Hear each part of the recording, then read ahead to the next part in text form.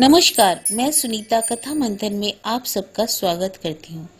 कथा मंथन में आज सुनिए शरद चंद्र जी द्वारा रचित उपन्यास विराज बहू का अंतिम अध्याय।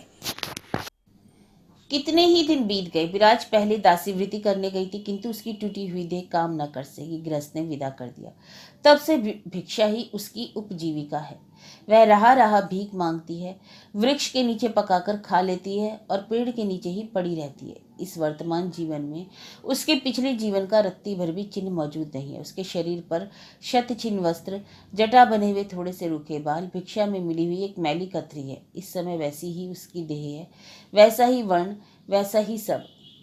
अभी उसकी अवस्था केवल 25 वर्ष की है। एक दिन इसी देह की तुलना स्वर्ग में भी नहीं मिलती थी। अतीत से तोड़कर अलग करके भगवान ने जैसे उसे एकदम नए सिरे से गढ़ दिया। वह आप ही सब भूल गई है। भूल नहीं सकी केवल दो बातें। एक तो मांगते समय दो कहने में उसका मुंह लाल हो जाता, आज भी यह शब्द उसके गले में स्पष्ट नहीं निकल पाता। दूसरी बात यह नहीं भूलता कि उसे बहुत दूर जाकर मरना होगा। मरने का यह स्थान किस देशांतर में है यह अवश्य वह नहीं जानती, किंतु यह जानती कि उस सुदूर स्थान पर पहुंचने के लिए वह लगातार राह चल रही है। वह किसी तरह अपनी यह दशा स्वामी को नहीं दिखा सकेगी और उसका अपना दोष चाहे जितना अप्रमेय हो, उसकी यह अवस्था आंख से देखकर स्वामी की छाती फट जाएगी। यह एक घड़ी के लिए भूल ना पाने के कारण वह निरंतर दूर हटती जा रही थी। 1 वर्ष से बराबर राह चल रही है, लेकिन उसका वह अपरिचित गम्य स्थान कहाँ है? किस भूमि शैया पर इस लज्जाहत लप्त मस्तक को डालकर इस लांछित जीवन को चुपचाप समाप्त कर पावेगी? आज 2 दिन से वह एक वृक्ष के नीचे पड़ी है, उठ भी नहीं सकी। फिर धीरे धीरे रोग ने घेर लिया। खांसी, बुखार, छाती में दर्द, दुर्बल देह से कड़ी बीमारी में पड़कर अस्पताल गई थी। अच्छी होते न होते यह पथ श्रम, अनशन और आधा पेट भोजन। उसकी देह बहुत सबल थी, इसी से अब तक टिकी है, किंतु अब जान पड़ता है नहीं टिकेगी। आज आंखें मूंदकर सोच रही थी कि यह वृक्ष तल ही क्या वह गम्य स्थान है? इसी के लिए क्या इतने देश घूमी, इतना रास्ता विश्राम किए बिना चली? अब क्या वह न उठेगी? दिन समाप्त हो गया। वृक्ष की सबसे ऊंची चोटी पर से अंतुस्त मुख सूर्य की अंतिम लाल आभा कहीं हट गई। संध्या की शंख ध्वनि गांव के भीतर से उड़ती हुई आकर उसके कानों में पड़ी। उसी के साथ उसकी बंद आंखों के सामने अपरिचित गृहस्थ बंधुओं की शांत मंगल मूर्तियां नाच उठी। इस समय कौन क्या कर रही है, किस तरह दीपक जलाती है, हाथ में दीपक लेकर कहाँ कहाँ दिखाती फिरती है, अब गले में आंचल डालकर प्रणाम करती है, तुलसी चौतारे पर दीपक रखकर भगवान के चरणों में कौन क्या कामना निवेदन कर रहा है, यह सब कुछ वह आंखों से देखने लगी और कानों से सुनने लगी। आज बहुत दिनों के बाद उसकी आंखों में आंसू आए, जैसे कितने ही हजार वर्ष बीत गए। वह किसी घर में संध्या का दीपक न जला सकी, किसी के मुख को स्मरण करके भगवान के चरणों में उसकी आयु और ऐश्वर्य के लिए प्रार्थना नहीं कर सकी। इन सब चिंताओं को वह प्राणपण से दूर रखती थी, किंतु आज न रख सकी। शंख के आह्वान से उसका क्षुधित तृषित हृदय कोई निषेध न मानकर गृहस्थ बंधुओं के बीच में जाकर खड़ा हो गया। उसके मन की आंखों में हर एक घर द्वार, हर एक आंगन, सहन, पंखा, तुलसी चौरा, हर एक दीपक तक एक हो गया। यह तो सभी उसका जाना पहचाना। इन सभी में तो उस समय उसी के हाथ के चिन्ह दिखाई पड़ रहे हैं।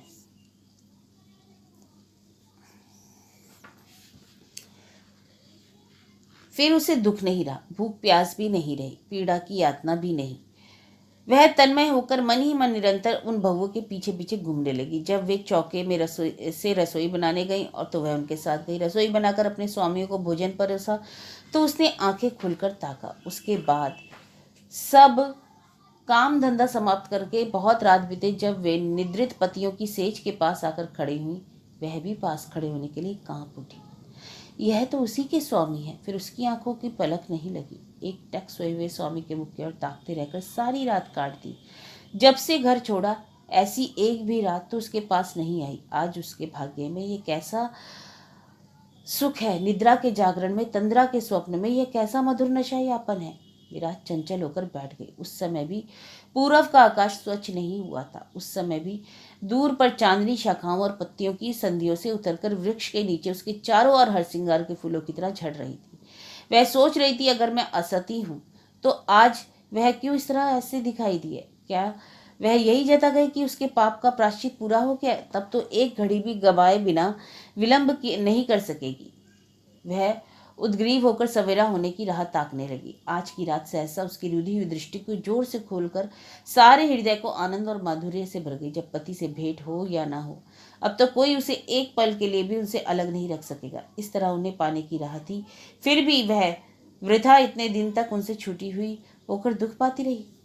यह त्रुटि, यह गलती उसे गहरी वेदना से बार बार कांटे की तरह खटकने लगी। आज ना जाने किस तरह उसे पक्का विश्वास हो गया कि वह उसे बुला रहे हैं। विराज ने दृढ़ कंठ से कहा, ठीक तो है, यह देह क्या मेरी अपनी है जो उनकी अनुमति से बिना इसे नष्ट कर रही हूँ? विचार करने का अधिकार तो मेरा नहीं, उनका है। जो करने का है वही करेंगे।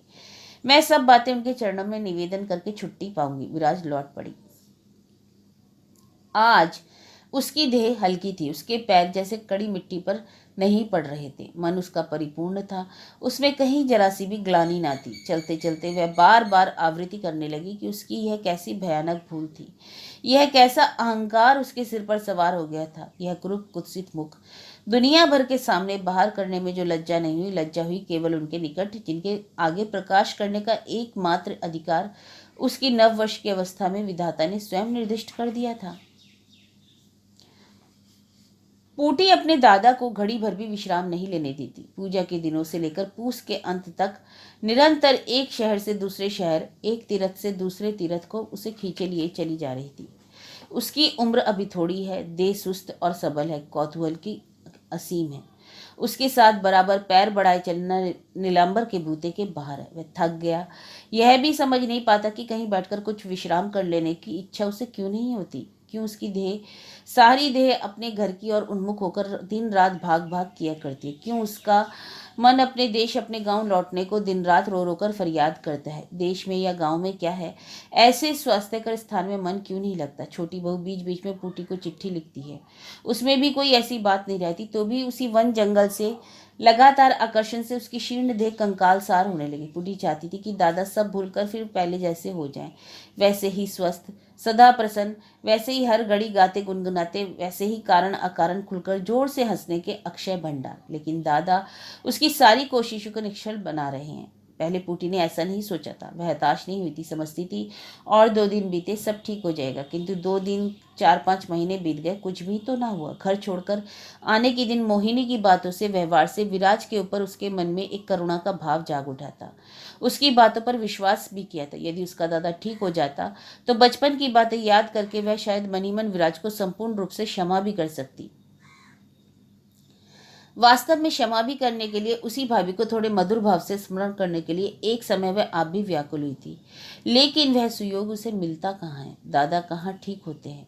एक तो संसार में ऐसे किसी दुख की, ऐसे किसी कारण की वह कल्पना ही नहीं कर सकती जिससे वह आदमी को इतने दुख में डालकर कोई हटकर खड़ा हो सकता है। भाभी भली हो या बुरी, अब पूटी उधर भूक्षेप भी नहीं करती, किंतु उसके दादा को त्याग कर जाने का अक्षम्य अपराध की जो स्त्री अपराधिनी है, उसके प्रति पूटी के विद्वेष की भी जैसे सीमा नहीं रही। वैसे ही उस अभागिन को हर घड़ी स्मरण करके, उसके वियोग को इस तरह मन में पालकर जो आदमी अपने को इस तरह तिल तिल मार रहा है, उसके ऊपर भी उसका चित्त प्रसन्न नहीं हुआ। एक दिन सवेरे मुंह फुलाया कर बोली, दादा चलो घर चलें। नीलांबर ने कुछ विस्मित होकर ही अपनी बहन का मुंह देखा। कारण माघ का महीना प्रयाग में बिताने की बात हुई थी। पूटी ने दादा के मन का भाव समझकर कहा, एक दिन भी अब रहना नहीं चाहती, कल ही जाऊंगी। क्यों रे पूटी, क्या बात है? पूटी ने अब तक जोर करके आंसू दबा रखे थे, अब रो पड़ी। अश्रु विकृत स्वर में बोली, रहकर क्या होगा, तुम्हें यहाँ अच्छा नहीं लगता? तुम जाऊं जाऊं करके प्रतिदिन सूखते जा रहे हो ना। मैं किसी तरह एक दिन भी नहीं रहूंगी। नीलांबर ने स्नेह से हाथ पकड़कर खींचकर पास बिठाकर कहा, लौट जाने से ही क्या हो, मैं अच्छा हो जाऊंगा। इस देह के ठीक होने की आशा अब मैं नहीं करता पूटी। इसे चल बहन, जो होना हो वह घर जाकर वहीं हो।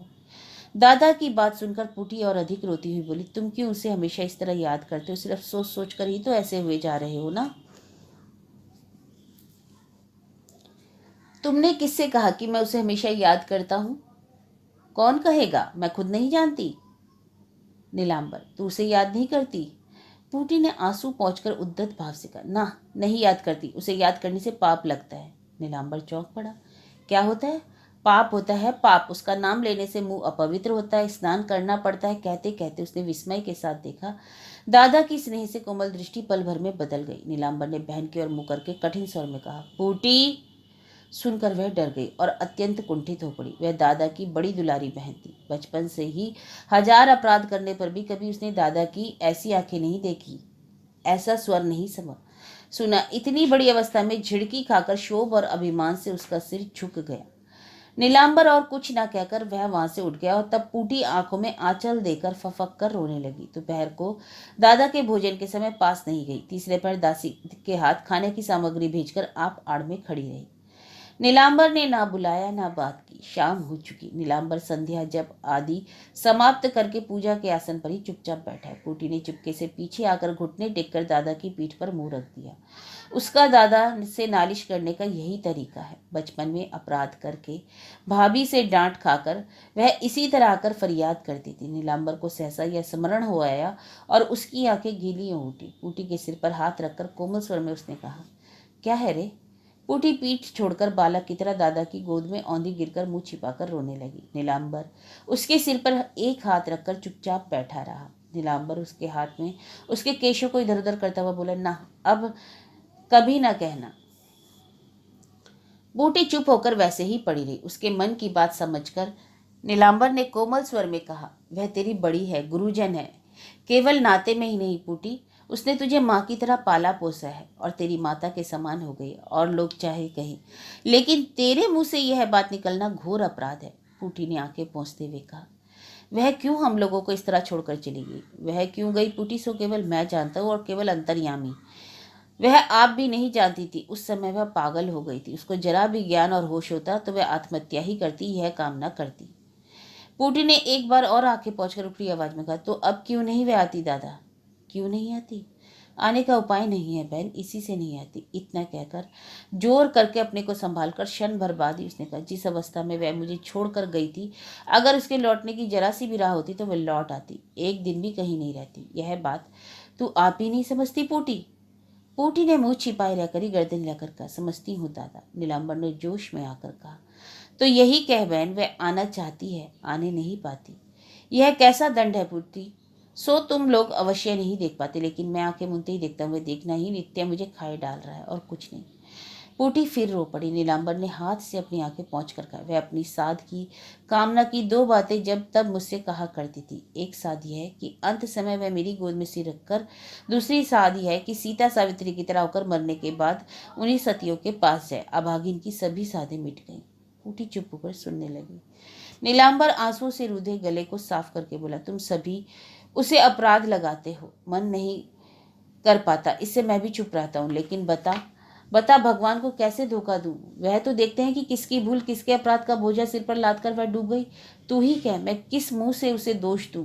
मैं उसे आशीर्वाद दिए बिना कैसे रहूं? नहीं बहन, संसार की नजर में वह चीज चाहे कितनी ही कलंकिनी हो, उसके खिलाफ मेरा कोई शोक, कोई शिकायत नहीं। इस जन्म में उसे पाकर भी मैंने अपने दोष गंवा दिए। भगवान करे अगले जन्म में भी उसे ही पाऊं।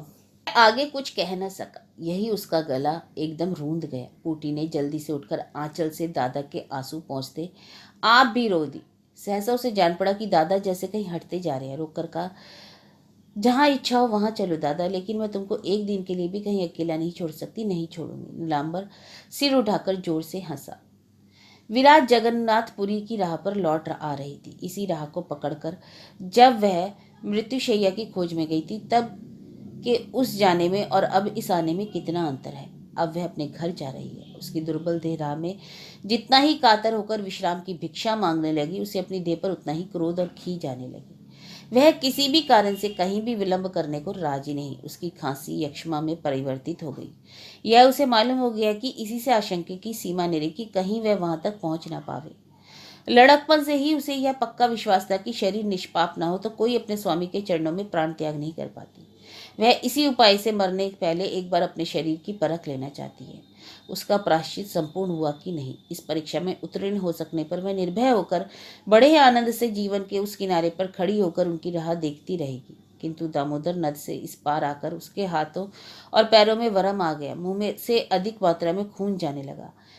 अब आगे किसी तरह पैरों से चलने की ताब नहीं रही। वह हताश होकर एक वृक्ष के तल लौट कर भय से रोने लगी। कैसा भयानक अपराध है जो इतना करके भी उसकी अंतिम आशा पूरी नहीं हुई। उसका यह जन्म तो गया, दूसरे जन्म में भी आशा नहीं रही। तब वह और क्या करेगी। आशा नहीं तो भी उस वृक्ष के तले पड़कर सारे दिन हाथ जोड़कर स्वामी के चरणों में प्रार्थना करने लगी। दूसरे दिन तारकेश्वर के आसपास कहीं बाजार लगने का दिन था। सवेरे ही उस सड़क पर बैलगाड़ियां चलने लगी। उसने हिम्मत करके बूढ़े गाड़ीवान से प्रार्थना की। बूढ़ा गाड़ीवान उसका रोना देखकर तारकेश्वर पहुंच गया। विराज ने निश्चय किया कि मंदिर के आसपास ही वह पड़ी रहेगी। यहाँ जितने ही लोग आते जाते रहते हैं, शायद किसी उपाय से वह एक बार छोटी बहू के पास खबर भेज सके। कितने ही नर नारी कठिन व्याधियों से पीड़ित, कितनी ही कामनाएं करके इस देव मंदिर को घेरकर इधर उधर पड़े हुए हैं। उन्हीं के बीच आकर विराज ने बहुत दिनों के बाद कुछ शांति का अनुभव किया। उनकी तरह उसकी भी व्याधि है कामना। वह उसी को लेकर यहाँ चुपचाप पड़ी रह सकेगी, किसी की भी दृष्टि आकृष्ट नहीं करेगी, किसी का भी अर्थहीन कौतूहल चरित्रार्थ होगा। यह सोचकर इतने दुख में भी उसे आराम मिला, लेकिन रोग तेजी के साथ बढ़ने लगा। माँ के इस दुर्जय जाड़े में बिना कुछ खाए पिए 6 दिन बीत गए, किंतु अब और भी दिन कट जाएंगे ऐसी आशा नहीं रही। कोई आवेगा यह भी भरोसा नहीं रहा। भरोसा रहा केवल मृत्यु का। वह उसी के लिए एक बार अपने को तैयार करने लगी। उस दिन आकाश में बादल छाए हुए थे।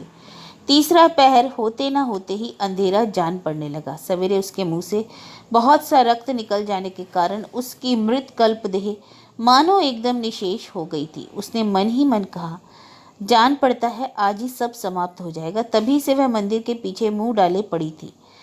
दोपहर को देवता को पूजा हो चुकने पर वह और दिनों की तरह उठकर बैठकर प्रणाम नहीं कर सकी। मन ही मन प्रणाम कर लिया। इतने दिन वह स्वामी के चरणों में केवल विनती ही करती आ रही है। वह अबोध नहीं है। जो काम उसने कर डाला है उससे इस जन्म पर उसका कोई दावा नहीं। केवल यही उसने चाहा कि उसका अगले जन्म का अधिकार ना जाए। समझे बूझे बिना अपराध करने का दंड इस जन्म को लांघकर दूसरे जन्म तक व्याप्त ना हो सके, ये भिक्षा उसने मांगी। किंतु आज दिन का अंत होने के साथ साथ उसकी चिंताधारा सहसा एक आश्चर्य मार्ग में मुड़ गई।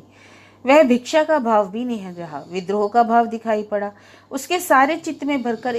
उसे मालूम नहीं हुआ कि कब उसका अपंग बाया हाथ गिरकर परिक्रमा की राह में फैल गया। सहसा उसी हाथ पर एक कठिन व्यथा पाकर एक स्वर में अतिरिक्त कर उठा। उसके मुंह से आह का शब्द निकल गया। यह आने जाने की राह थी जिस आदमी ने ना देखकर इस अवशीर्ण हाथ को अनजान में कुचल दिया था। उसने अत्यंत लज्जित और व्यथित होकर घूम कर खड़े होकर कहा, हाय हाय, कौन इस तरह राह में पड़ा हुआ है? मुझसे बड़ा अन्याय हुआ, अधिक चोट तो नहीं लगी? विराज ने फौरन मुंह से कपड़ा हटाकर देखा। इसके बाद और एक शब्द करके वह चुप हो गई। यह आदमी और कोई नहीं, नीलांबर था। वह एक बार जरा झुककर देखने के बाद हट गया। कुछ देर से सूर्य अस्त हो गया। पश्चिम की क्षितिज पर बादल ना थे। दिगंत मंडल से निकली और बिखरी हुई सूर्य की किरणों की सुनहली आभा मंदिर के कलश पर पेड़ की चोटी पर फैल गई थी। नीलांबर ने दूर खड़े होकर पूटी से कहा, उस बीमार स्त्री को मैंने जोर से कुचल दिया। बहन देख तो जर, अगर उसे कुछ दे सके, जान पड़ता है कोई भिखारिन है। पूटी ने देखा वह स्त्री एक टक उन्हीं की ओर ताक रही है। तब वह धीरे से पास जाकर खड़ी हुई। उसके मुख का कुछ हिस्सा कपड़े से ढका था, तो भी जान पड़ा उसने यह मुख पहले कभी देखा है। पूछा, हाँ जी, तुम्हारा घर कहाँ है? सप्तग्राम में, कहकर वह स्त्री हंसी। विराज की सबसे सुंदर चीज थी उसके मुख की हंसी। इस हंसी को समस्त संसार में कोई भी नहीं भूल सकता था। अरे यह तो भाभी है, कहकर पुटी उस घड़ी उस जीर्ण शीर्ण देह के ऊपर औंधी पड़कर मुंह पर मुंह रखकर रो उठी। नीलांबर दूर पर खड़ा देख रहा था। बातचीत न सुनकर भी वह समझ गया। एक बार विराज को सिर से पैर तक देखा, उसके बाद शांत स्वर में कहा, यहाँ ना रो प्यूटी, उठ। इतना कहकर बहन को अलग हटाकर स्त्री को जीर्ण देह को छोटे बच्चे की तरह उठाकर छाती से लगाए हुए तेज साल से अपने डेरे की ओर चला गया। चिकित्सा के लिए उत्तम स्वास्थ्यकर स्थान में जाने के लिए विराज से बहुत कुछ कहा गया, खुशामद की गई, किंतु किसी तरह राजी नहीं हुई।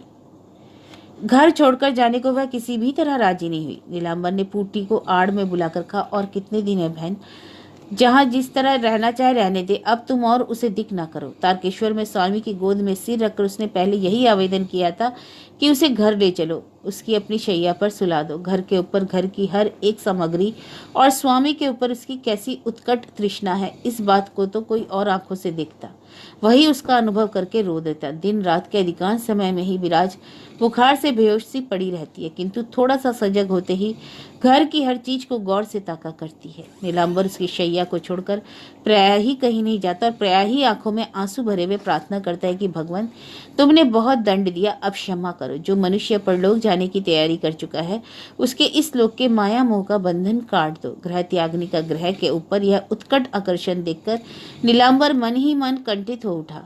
2 सप्ताह बीत गए। कल से घोर विकार के लक्षण प्रकट होने लगे। आज दिन भर प्रलाप करके कुछ देर पहले वह सो गई थी। संध्या के बाद उसने आंखें खोलकर देखा, पूटी रोते रोते उसके पैरों के पास पड़कर सोई रही। छोटी बहू सिरहाने के पास बैठी है। उसे देखकर विराज ने कहा, छोटी बहू है ना? छोटी बहू ने उसके मुंह पर झुककर कहा, हाँ जीजी, मैं मोहिनी हूँ। पूटी कहाँ है? तुम्हारे पैरों के पास सो रही है। वह कहाँ है? वह संध्या पूजन कर रहे हैं। छोटी बहू ने कहा, तो फिर मैं भी करूं? कहकर वह आंखें मूंदकर मन ही मन जाप करने लगी। बहुत देर बाद दाहिना हाथ माथे से छुआकर प्रणाम किया। इसके बाद छोटी बहू के मुंह की ओर क्षण भर चुपचाप ताकती रही, फिर धीरे धीरे बोली, जान पड़ता है आज ही जा रही हूँ बहन, लेकिन मेरी कामना यही है कि फिर दूसरे जन्म में तुमसे भेंट हो, फिर तुमसे इसी तरह अपने निकट पाऊं मैं। कल से ही सब लोगों को मालूम हो गया था कि विराज का जीवन बिल्कुल समाप्त हो गया। इस समय उसकी बात सुनकर छोटी बहू चुपचाप रोने लगे। विराज अब खूब होश में है। उसने गले को और भी धीमा करके चुपके चुपके कहा, छोटी बहू, सुंदरी को एक बार बुला सकती हो? अब क्यों उसे बुलाती हो जीजी, वह ना आवेगी? विराज ने कहा, आवेगी री आवेगी, एक बार बुला भेजो, मैं उसे क्षमा करके आशीर्वाद दे जाऊं। अब मुझे किसी के ऊपर क्रोध नहीं है, किसी के प्रति कोई क्षोभ नहीं है। भगवान ने जब क्षमा करके मेरे स्वामी को लौटा दिया, तब मैं सभी को क्षमा करके जाना चाहती हूँ। छोटी बहू ने रोते रोते कहा, यह भगवान की क्षमा क्या है जीजी? बिना अपराध के इतना दंड देकर भी उनकी मनोकामना पूरी ना हुई। वह तुमको भी उठा ले जाना चाहते, एक हाथ ले लिया तो भी अगर तुम्हें हम लोगों के पास छोड़ देते। विराज हंस उठी, बोली, मुझे लेकर तुम क्या करती? गांव मोहल्ले में बदनामी हो गई, मेरे जीते रहने में तो अब कोई लाभ नहीं है बहन। छोटी बहू जोर देकर कह उठी, लाभ है जीजी, इसके सिवा वह तो झूठी बदनामी है, हम लोग नहीं डरते उससे। विराज ने कहा, तुम लोग नहीं डरते, मगर मैं डरती हूँ। बदनामी झूठी नहीं है और बिल्कुल सच है। मेरा अपराध चाहे कितना थोड़ा हुआ। छोटी बहू, उसके बाद हिंदू घर की स्त्री का जीवित रहना ठीक नहीं। तुम कहती हो कि भगवान की दया नहीं है, किंतु उसकी बात पूरी होने के पहले ही पूटी उमड़ी हुई रुलाई के स्वर में चिल्ला उठी, ओह भगवान की बड़ी दया है।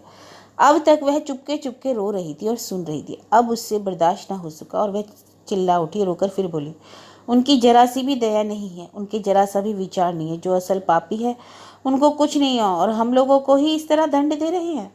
उसके रोने की ओर ताककर विराज चुपचाप हंसने लगी। वह हंसी कैसी मधुर, कैसी हृदय विदारक थी। उसके बाद बनावटी क्रोध के स्वर में बोली, चुप हो कलमुही, चिल्ला नहीं। बूटी दौड़ कर आकर गले से लिपटकर जोर से रो उठी, तुम मरो नहीं भाभी, हम सह सके नहीं सकेंगे। तुम दवा खाओ और कहीं चलो, तुम्हारे पैरों पड़ती हूँ बाबू और भाभी, और कुछ दिन जियो। बूटी के रोने का शब्द सुनकर पूजा बीच में ही छोड़कर नीलांबर तेजी के साथ पास आकर सुनने लगा। पूटी के मुंह में जो आया वही कह रही थी। वह भाभी से लगातार जीवित रहने के लिए चिरौरी करने लगी। अब की विराज की दोनों आंखों से बहकर बड़ी बड़ी आंसू की बूंदें गिर पड़ी। छोटी बहू ने अच्छी तरह संभाल कर उसके आंसू पहुंचे और पूटी को खींचकर अलग किया। पूटी छोटी बहू की छाती में मुंह छिपाकर सबको रुलाती हुई फूल फूल कर रोने लगी। बहुत देर बाद विराज उखड़े हुए गले से बार बार कहने लगी, रो मत पूटी, सुन। नीलांबर आड़ में खड़े होकर सुनने लगा। उसने जान लिया कि विराज का चैतन्य संपूर्ण लौट आया है, उसकी यंत्रणा का अंत हो गया है। विराज कहने लगी, बिना समझे उनको दोष ना दे पूटी, उनका कैसा सूक्ष्म विचार है, तू भी कितनी दया है, उनका कैसा सूक्ष्म विचार है तो भी कितनी दया है। इस बात को आज मुझसे बढ़कर कोई नहीं जानता। मरना ही मेरा जीना है, यह मेरे न रहने पर ही तुम लोग समझोगे। और तू कहती है कि एक हाथ और एक आंख उन्होंने ले ली है, सो तो 2 दिन आगे पीछे शरीर नष्ट होता ही है, किंतु इतनी सी सजा देकर उन्होंने मुझे तुम लोगों की गोद में लौटा दिया, यह तुम लोग किस तरह भूलोगे पूटी? खाक लौटा दिया, वह कहकर पूटी रोती ही रही।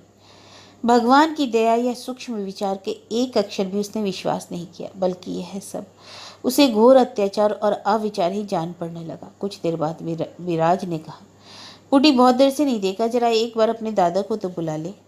नीलांबर आड़ में खड़ा ही था। उसके पास आते ही छोटी बहू बिछौना छोड़कर खड़ी हो गई। नीलांबर ने सिरहाने बैठकर स्त्री का दाहिना हाथ सावधानी से उठाकर अपने हाथ में ले लिया और वह नाड़ी देखने लगा। सचमुच विराज में अब कुछ बाकी न था। नीलांबर ने इसके पहले ही यह अनुमान कर लिया था कि वह बुखार के जोर से इतनी बातें कर रही है और उसके उतरने के साथ ही बहुत संभव है कि सब समाप्त हो जाए। इस समय नाड़ी देखकर उसने यही समझा। विराज ने कहा, खूब हाथ देखो, कहकर हंस पड़ी। सहसा यह मर्मभेदी परिहास कर उठी। इसी को लेकर यह इतना सब अनर्थ हुआ। वही बात सभी को याद आ गई। वेदना से नीलांबर का मुख विवर्ण हो गया। जान पड़ता है विराज ने भी यह देख पाया। उसने फौरन पछता कर कहा, ना ना ना, यह बात मैंने नहीं की, सत्य ही कहती हूँ, अब कितनी देर है। इतना कहकर चेष्टा करके अपना सिर स्वामी की गोद में उठाकर रख दिया। फिर बोली, सबके सामने और एक बार तुम कहो कि मुझे क्षमा कर दिया। रूंधे स्वर में किया है कहकर नीलांबर ने हाथ से अपनी आंखें पोंछी। विराज क्षण भर आंखें मूंदे पड़ी रही, फिर धीरे से कहने लगी, जानकर या अनजाने इतने दिन तुम्हारी गृहस्थी करने में ना जाने कितने अपराध और गलतियां मैंने की हैं। छोटी बहू तुम भी सुनो, पुटी तू भी सुन, दीदी तुम लोग सब भूलकर आज मुझे विदा करो, मैं जाती हूँ। इतना कहकर वह हाथ बढ़ाकर स्वामी के चरण खोजने लगी। नीलांबर ने सिरहाने का तकिया हटाकर पैर ऊपर उठा दिए। विराज हाथ से बार बार लगातार उसके पैरों की रज अपने माथे में लगाती हुई बोली, मेरा सब दुख इतने दिन बाद सार्थक हुआ और कुछ नहीं। देह मेरी शुद्ध निष्पाप है, मैं अब चलती हूँ, जाकर राह देखती रहूंगी। कहकर वह करवट लेकर पति की गोद में मुंह छिपाकर अस्फुट स्वर में बोली, इसी तरह मुझे लिए रहो, कहीं जाना नहीं। इतना कहकर चुप हो गई। वह बिल्कुल थक गई थी। सभी सूखा मूलिए बैठे रहे। रात के 11 बजने के बाद से वह प्रलाप करने लगी। नदी में फांद की बात, अस्पताल की बात, निर्दोष्य यात्रा की बात, यही सब। किंतु उन सभी बातों में से अति उत्कट एकाग्र पति प्रेम था।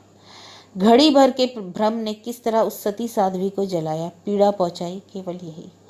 इन कई दिनों में विराज के सामने ही बैठकर नीलांबर को भोजन करना पड़ता था। उस दिन बीच बीच में पुटी को पुकारकर, छोटी बहू को पुकारकर बकने लगी। उसके बाद सवेरे के समय पुकारना बंद हो गया और ऊर्ध्व श्वास चलने लगी। फिर उसने किसी की ओर नहीं देखा, फिर उसने किसी से कुछ कहा नहीं। स्वामी की देह पर सिर रखकर सूर्योदय के साथ ही साथ दुखिया नारी सारे दुखों का अंत हो गया।